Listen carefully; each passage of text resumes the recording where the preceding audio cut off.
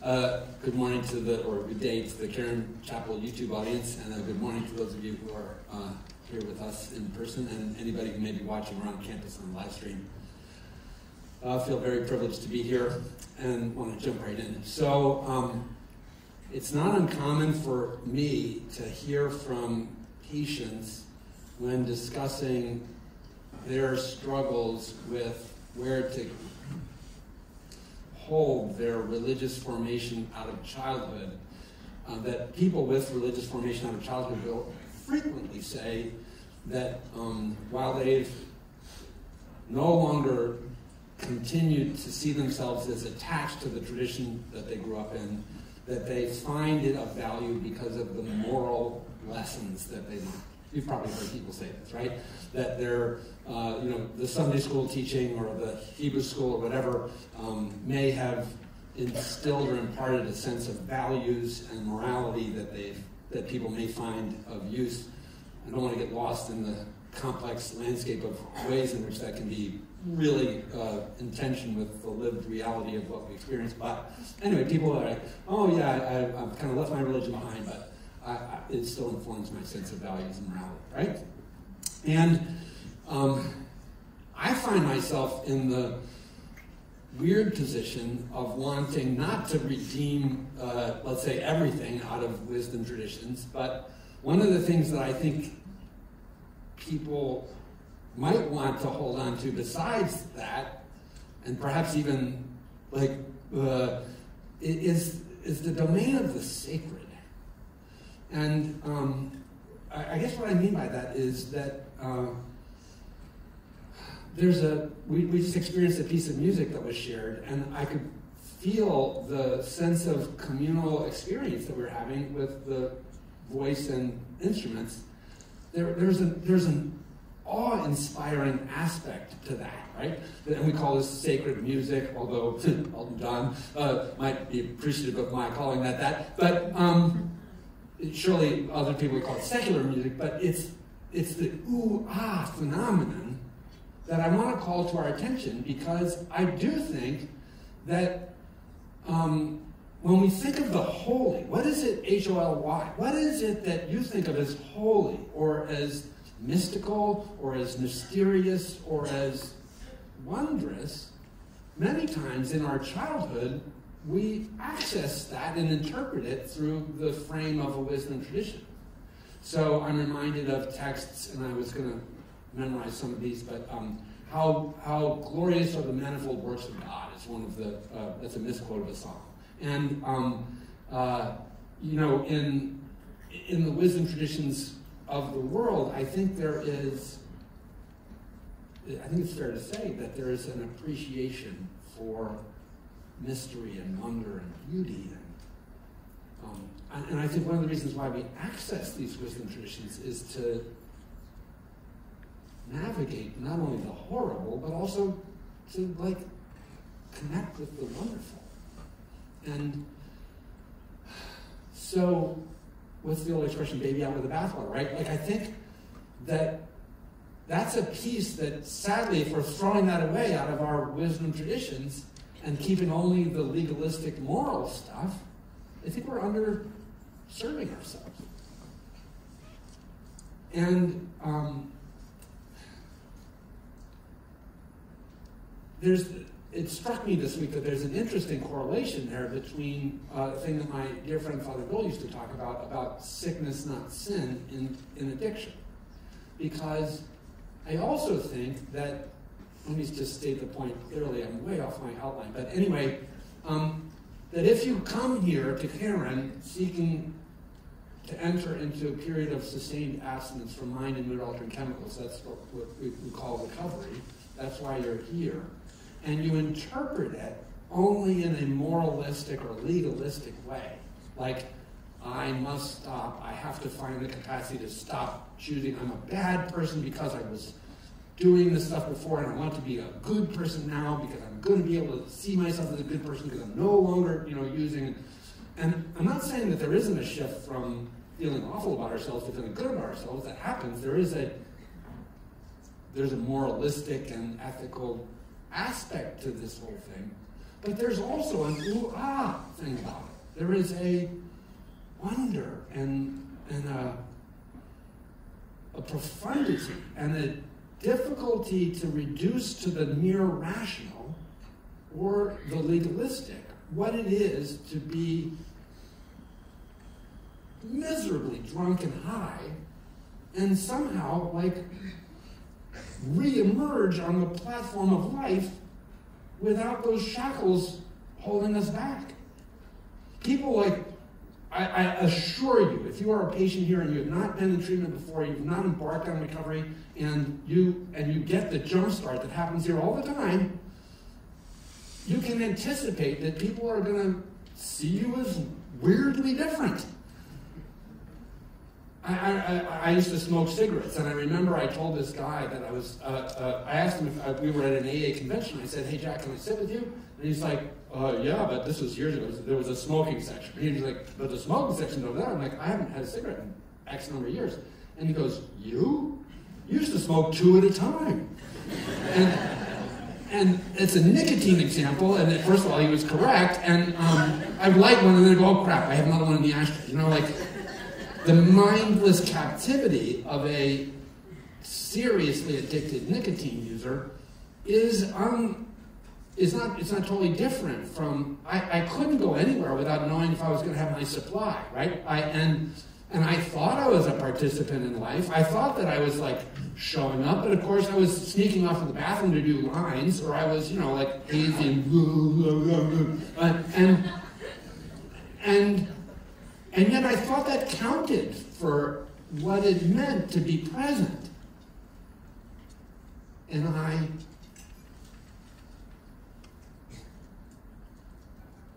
know there's something that I want to be able to bring as a part of this, that is the tragedy of what it is to think you are nominally okay and functioning as a human being when you're lost in addiction. And I don't mean to insult anybody who's here, but just to speak the truth, like, you may think you're present, you may think you've been doing a decent job as a parent, you may think you're doing a decent job as a husband or wife, you may think you're doing a decent job as a coworker or as a friend or whatever, but I'm going to tell you, if you find recovery here and you continue to participate in interconnectedness with other people, you will do better. You will be more.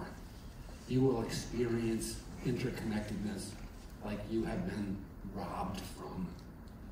And respectfully, you're lying to yourself if you think you know what that is while you're addicted. Because the most profound connection that an addict has is in the activity of the connectedness that they are seeking. It's a, I had a word this morning I was going to use and it's left my brain, but it's an imposter, that was the word. It's a fake connection. Heroin, crystal meth, marijuana, especially the marijuana of today, alcohols, in all of the different sort of varieties of addictive connectedness are imposters for authentic connectedness. And authentic connectedness is mysterious and wild and beautiful and irreducible to reason and formula and intellect and morality in terms of what we can and can't do. And I mean, I love science. I was a physics major and a math major, and I delight in those worlds, and I still often bring that lens to my experience of the day-to-day, and I'm really grateful that I was trained in the sciences, but I also have spent the last 30-some years of my life devoting myself to non-scientific pursuits.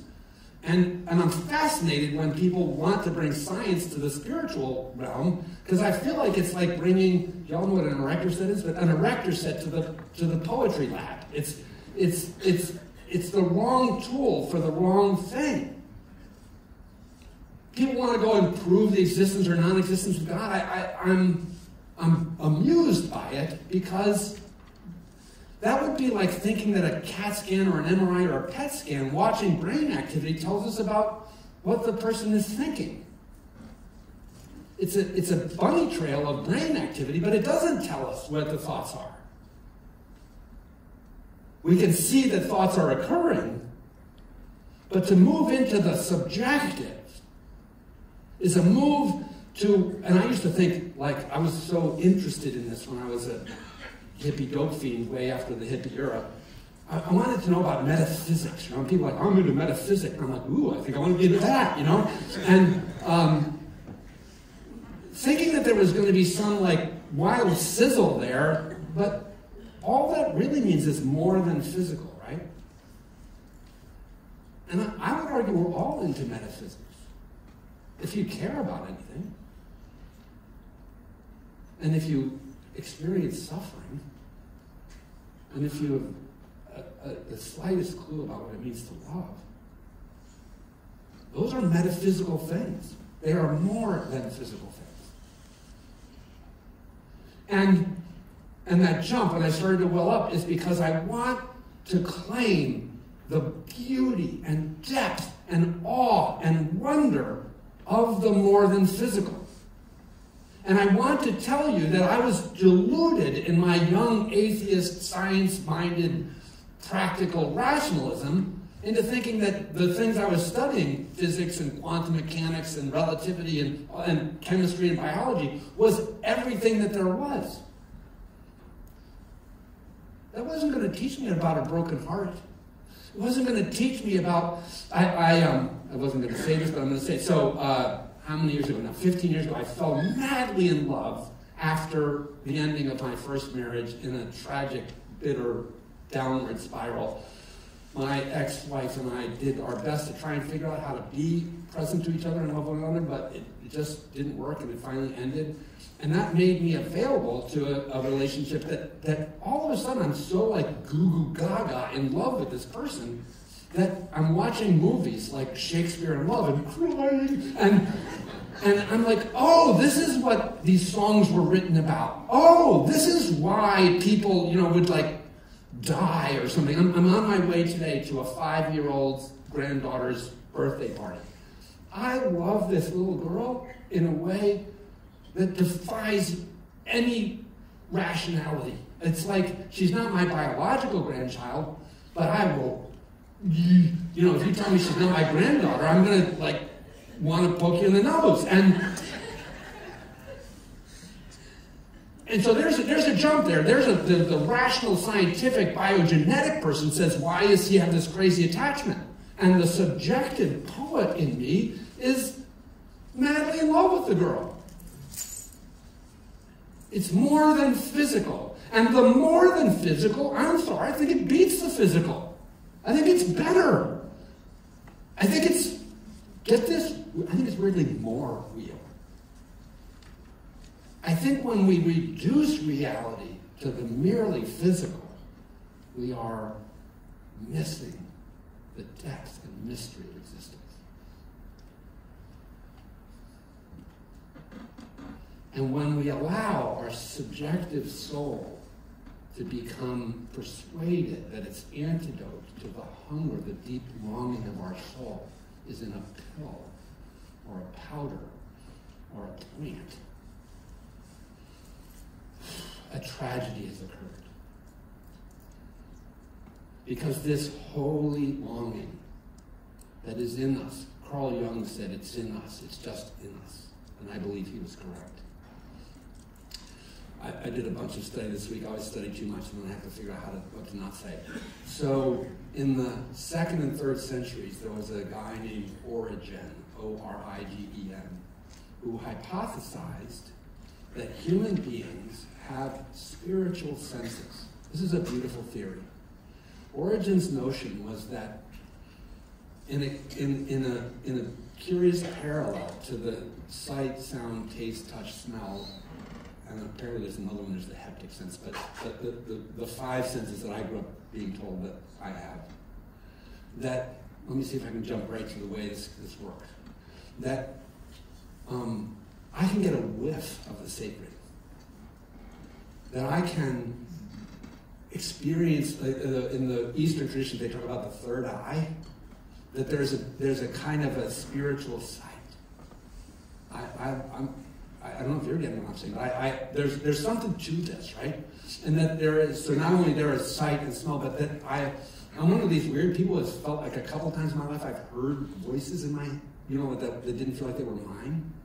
And so I think that there can be spiritual tuning in. I think we can discern messages from more than material. And I think we can be touched in ways that are non-tangible.